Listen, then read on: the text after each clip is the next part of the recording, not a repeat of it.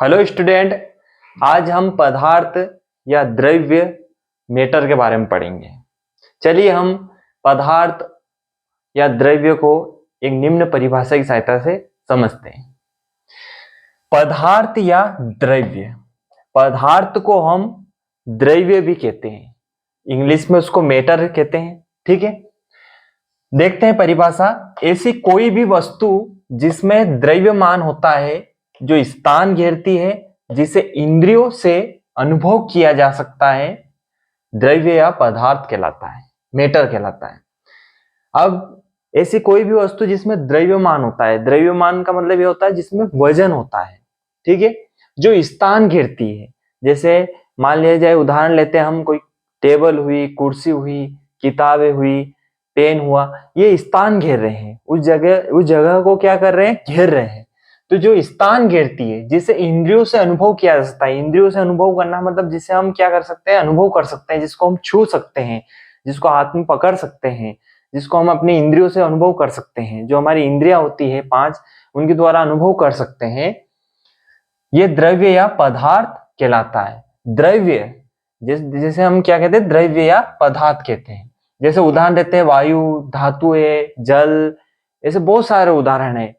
Table, कुर्सी, pen, पत्थर, ये सभी क्या है, पदार्थ के अंतर्गत आती है। ठीक है, पदार्थ 3 प्रकार के होते हैं, ठोस, द्रव, गैस। सॉलिड, लिक्विड, गैस होते हैं। यानी पदार्थ के देखा जाए तो 5 अवस्था होती है, लेकिन हम इसमें ठोस, द्रव, गैस पढ़ेंगे, जिसमें ठोस, द्रव, गैस इंपोर्टेंट होते हैं, जो परीक्षा में अधिकतर ठोस, द्रव, गैस के बारे में पूछा जाता है। तो हम देखते हैं एक बार और इसकी परिभाषा को। पदार्थ क्या होता है, जो इसमें द्रव्यमान होता है, जो स्थान घेरता है, जिसमें इंद्रियों से अनुभव किया जा सकता है, उसे हम पदार्थ कहते हैं या मैटर कहते हैं। चलिए हम ठोस, द्रव, गैस के बारे में पढ़ेंगे, इनको डिटेल में। आप इसका स्क्रीनशॉट ले लीजिए या इसको कॉपी में नोट कर लीजिए। चलिए ठोस के प्रकार में हम पदार्थ के प्रकार में हम फर्स्ट ठोस को समझते हैं, सॉलिड को समझते हैं। देखते हैं, नंबर 1, ठोस का आकार व आयतन निश्चित होता है। ठोस में क्या होता है, सॉलिड में क्या होता है, उसका आकार व आयतन निश्चित होता है। जैसे कि पत्थर हुए, मेज हुई, ईंट हुई, कुर्सी हुई, इनके आकार हम देखते हैं निश्चित है, इनमें कोई भाव का गुण नहीं है। जैसे कि एक उदाहरण देखते हैं हम, जैसे कि एक ये जैसे ठोस है, तो इसका आकार देख रहे हो आप, चारों ओर से निश्चित है, और इसका आयतन भी निश्चित होता है। इसको ऐसा नहीं कि इसका आयतन हमको आयतन निश्चित करना पड़ता है, बल्कि एक आयतन निश्चित होता है। जैसे ये एक पेन है, तो इसका आयतन एक निश्चित है, ये जैसे बनावट है इसकी, आयतन निश्चित है। ठीक है, उसका आकार भी निश्चित होता है। ठोस कठोर होते हैं, जो ठोस सॉलिड होते हैं वो कठोर होते हैं। जैसे पेन है, कठोर है। ठीक है, ये क्या होते हैं, मजबूत होते हैं, हार्ड होते हैं। ठोस के अणुओं में परस्पर आकर्षण बल मजबूत होता है। देखते हैं तो इनके बीच जो अणु है, ये जो कण है इसके ठोस के, इनके बीच जो आकर्षण बल होता है, अंतराणु जो बल होता है, वो मजबूत होता है। ठीक है, नंबर 4, ठोस के कण आपस में अत्यधिक निकट होते हैं। देखते हैं इसमें ठोस के कण कितने आपस में नजदीक है। ये ठोस के सभी कण है आपस में नजदीक है, यानी कि कहीं पर भी रिक्त स्थान नहीं होता है। जैसे इसमें ठोस जो कण है, ये आपस में बिल्कुल नजदीक होते हैं, जिससे इसका आकार निश्चित और आयतन निश्चित होता है। इनके कण पास पास होने के कारण ही इनका आकार और आयतन निश्चित होता है। इनमें असंपिटता होती है, मतलब इन संपिटता क्या किसे कहेंगे, ये जो दबाने पे दब जाए, ये दबते नहीं है। ठीक है, जो दबाने पर अगर इनको दबाएं तो इनके कण अगर पास पास आ जाए तो उसे संपिटता कहते हैं। लेकिन इसमें पास पास ऑलरेडी ये क्या है, निकट निकट है, पास पास है, तो इनमें संपिटता का कोई गुण नहीं होता, ये असंपिटता इनमें होती है। उदाहरण देखते हैं, पत्थर, मेज, ईंट, ये सभी ठोस के उदाहरण होते हैं। तो क्या समझे हम कि ठोस का आकार व आयतन निश्चित होता है, ठोस कठोर होते हैं, ठोस के अणुओं में परस्पर आकर्षण बल मजबूत होता है, ठोस के कण आपस में अत्यधिक निकट होते हैं, इनमें असंपिटता होती है। ये ठोस के जो कण है, अंतराणु बल इनके बीच में लगता है, जिसके कारण ये ठोस कण पास पास होते हैं और ये मजबूत होते हैं। आगे हम पढ़ते हैं द्रव, लिक्विड। इसको आप स्क्रीनशॉट ले लीजिए या इसको कॉपी में नोट कर लीजिए। चलिए अब हम द्रव के बारे में पढ़ते हैं, पदार्थ के प्रकार में दूसरा द्रव या लिक्विड। इसमें पहला पॉइंट देखते हैं तो इसका आकार अनिश्चित होता है। पानी हुआ इसके उदाहरण है, द्रव में उसका आकार निश्चित नहीं होता है, उसका ऐसा कोई आकार नहीं है। अगर आकार निश्चित होता तो पानी को जेब में भर लेते हैं, ठीक है। तो उसका कोई आकार निश्चित नहीं है, वो उसमें बहने का गुण पाया जाता है द्रव में, ठीक है। नंबर 2, द्रव में आकर्षण बल ठोस की अपेक्षा कमजोर होता है। इनमें आकर्षण बल कमजोर इसलिए हो रहा है क्योंकि इसके जो अणु है द्रव के दूर दूर होते हैं, इनके बीच में क्या है, रिक्त स्थान पाया जाता है, खाली स्थान रहता है, इनके बीच में गैप रहती है। तो इनके जो अणु होते हैं वो दूर दूर रहते हैं, जिसके कारण इनमें बहाव का गुण पाया जाता है, बहने का गुण पाया जाता है। नंबर 3, द्रव के अणु ठोस की अपेक्षा दूर दूर रहते हैं। ठोस में क्या है, हमने जो पढ़ा है उसमें क्या होते हैं, जो अणु होते पास पास थे, उनमें कोई रिक्त स्थान नहीं था। इनमें ठोस की अपेक्षा थोड़ा अणु क्या होते हैं, दूर दूर है, ये सभी दूर दूर है, इनमें बीच बीच में क्या है, खाली स्थान है, गैप है। नंबर 4, इसमें आयतन निश्चित होता है। इसका जो आयतन निश्चित होता है, जैसे पानी को अगर एक बोतल में भर लिया जाता है तो उस वैसा ही उसका आयतन हो जाता है, उससे वैसे ही आकार उसका बना लेता है, तो उसका आकार हम निश्चित कर लेते हैं, उसका आकार क्या होता है, निश्चित होता है। नंबर 5, ठोस की अपेक्षा द्रव के कणों में रिक्त स्थान अधिक होता है। अगर ठोस की अपेक्षा करें तो उनमें रिक्त स्थान क्या होता है, अधिक होता है। इस प्रकार हम द्रव को समझ सकते हैं। उदाहरण क्या है, पानी हुआ, दूध हुआ, चाय हुआ, जूस हुए, ये सभी क्या है, द्रव कहलाते हैं, द्रव की अवस्था में आते हैं।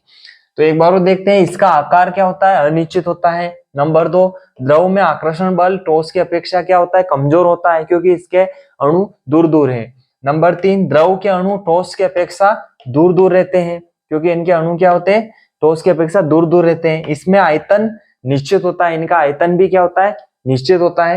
नंबर 5, ठोस की अपेक्षा द्रव के कणों में रिक्त स्थान अधिक होता है। इस प्रकार हम 5 गुणों को, द्रव को समझ सकते हैं कि द्रव क्या होता है, ठीक है। आप इसका स्क्रीनशॉट ले लीजिए, आप इसका स्क्रीनशॉट ले लीजिए, इसको कॉपी में नोट कर लीजिए। इसके बाद हम गैस के बारे में बताएंगे, ठीक है। चलिए हम अब पदार्थ के प्रकार में तीसरा जो अवस्था है, तीसरी अवस्था है, वो गैस को समझते हैं। नंबर 1, इसका आकार व आयतन अनिश्चित होता है। गैस में क्या होता है, उसका आकार व आयतन क्या होता है, अनिश्चित होता है। गैस के जो अणु होते हैं वो दूर दूर होते हैं, तो उनका कोई आकार नहीं होता है। जैसे हम गैस, एलपीजी गैस को देखते हैं तो वो गैस को एक किसी पात्र में रखा जाता है, यानी कि वो उसका आकार नहीं है जो उसको हम किसी उसको कोई पकड़ सके अपन, ठीक है। तो उसका आकार और आयतन अनिश्चित होता है। इसके अणु बहुत अधिक दूर दूर होते हैं। इसमें देखते हैं तो अणु कितने बहुत अधिक दूर दूर होते हैं। ठोस और द्रव की अपेक्षा इसके जो अणु होते हैं बहुत दूर दूर होते हैं। नंबर 3, इसमें संपीड़ितता का गुण पाया जाता है। गैस में क्या होता है, संपीड़ितता का गुण पाया जाता है, क्योंकि ये दबाने पे दब जाते हैं। जैसे गुब्बारे में हवा भरते हैं तो हम इसको अगर दबाते हैं तो इसके अणु जो होते हैं, कण होते हैं, वो पास पास आ जाते हैं, यानी इसमें संपीड़ितता गुण हो जाता है, दबाने पे दब रहे हैं, ठीक है, इनमें दाब लग जाता है। नंबर 4, इसमें आकर्षण बल बहुत कमजोर होता है। इनमें आकर्षण बल होता है लेकिन कमजोर होता है, किसकी अपेक्षा, ठोस और द्रव की अपेक्षा। आकर्षण बल होगा तभी तो गैस बन रही है, इसलिए इनमें आकर्षण बल बहुत कमजोर होता है और ये अणु, इसके कण जो होते हैं दूर दूर होते हैं। गैस के अणु सभी दिशाओं में गति करने के लिए स्वतंत्र होते हैं। गैस के अणु सभी दिशाओं में गति करने के लिए इसीलिए स्वतंत्र होते हैं क्योंकि इनके बीच क्या होता है, रिक्त स्थान पाए जाते हैं, क्योंकि खाली स्थान पाए जाते हैं। इनके देखो, इनके अणु जो होते हैं दूर दूर होते हैं और इनमें रिक्त स्थान क्या पाया जाता है, रिक्त स्थान अधिक पाया जाता है। और इनके अणु दूर दूर होने के कारण क्या होता है, ये सभी दिशाओं में गति करने के लिए स्वतंत्र होते हैं, गति कर सकते हैं। जैसे उदाहरण हम देखते हैं इसका, अगर देखते हैं उदाहरण, तो हम गैस का ऑक्सीजन हुई, वायु हुई, हाइड्रोजन हुई, नाइट्रोजन हुई, ये सभी गैसेस क्या है, गैस का उदाहरण है, ये गैसेस है, इनके उदाहरण होते हैं। इस प्रकार हम पदार्थ और पदार्थ के प्रकार को समझ सकते हैं कि पदार्थ 3 प्रकार के होते हैं, ठोस, द्रव, गैस। और पदार्थ किसे कहते हैं हमने समझ लिया, और पदार्थ के प्रकार भी हम समझ लिया कि इसमें जो द्रव, ठोस और गैस होते हैं, ठीक है। और गैस में क्या होता है कि इसका आकार व आयतन अनिश्चित होता है, इसके अणु बहुत अधिक दूर दूर होते हैं, इसमें संपीड़ितता का गुण पाया जाता है, इनमें दबाने पे दब जाते हैं। जैसे साइकिल का जो ट्यूब होता है उसमें अपन हवा भरते हैं, तो साइकिल के ट्यूब को हम दबा सकते हैं, दबते हैं ना, क्योंकि उसके अणु पास पास आ जाते हैं, कण पास पास आ जाते हैं। तो ये गुण क्या कहलाता है, उसका संपीड़ितता का गुण कहलाता है। इसमें आकर्षण बल बहुत कमजोर होता है क्योंकि इसके कण दूर दूर होते हैं। गैस के अणु सभी दिशाओं में गति करने के लिए स्वतंत्र होते हैं, क्योंकि ये अणु इनके दूर दूर होते हैं, ठीक है।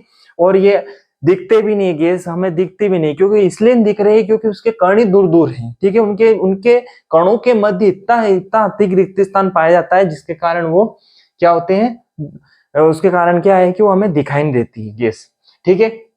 इस प्रकार हम पदार्थ को समझ सकते हैं। आप इसको कॉपी में नोट कर लीजिए, इसका स्क्रीनशॉट ले लीजिए। आपको अगर वीडियो पसंद आए तो वीडियो को लाइक करिए, शेयर करिए। इसी तरह आपको वीडियो और मिलती रहेगी, और आप चैनल को सब्सक्राइब जरूर करिए। Thank you.